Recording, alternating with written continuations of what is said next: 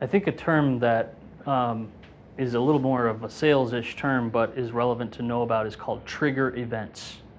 There are probably 4 or 5 at least trigger events that happen right before somebody puts you on their short list. This is something that is more of that emotional, below the surface kind of reason for why somebody would buy from you. Okay? So again, you almost want to do a little bit of looking back, look back 2 years, 3 years, 5 years at least. And again, think about your greatest customers.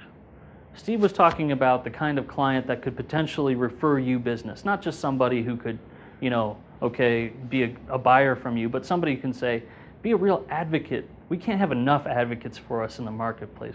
Customers are great, clients are great, but we need people who are going to be advocates. So what did all those great advocates or great client experiences have in common? Perhaps it was an industry, perhaps it was a certain person by their title, but even drill down deeper than that.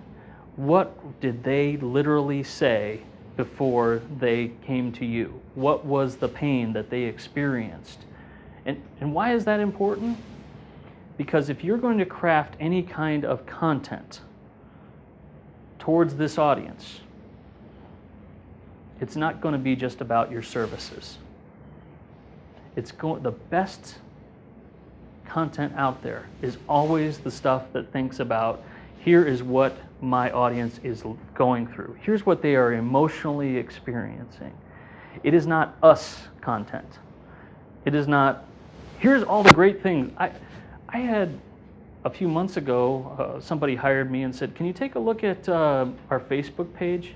You know what was on it? Birthdays. All of the birthdays in the office that people were celebrating, and it was a Facebook stream of birthdays. And I said, please don't take this the wrong way, but I can't see how anyone would care that much about the fact that you're showing photos of your people blowing out birthday cake candles.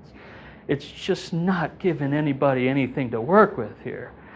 I mean, you got to have something that says, let's give something of value.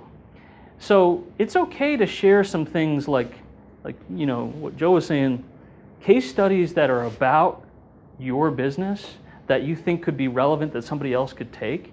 That's good stuff. That's the kind of thing that says, okay, I can relate to that because I'm going through something very similar. So I understand and I can visualize where that could apply very well.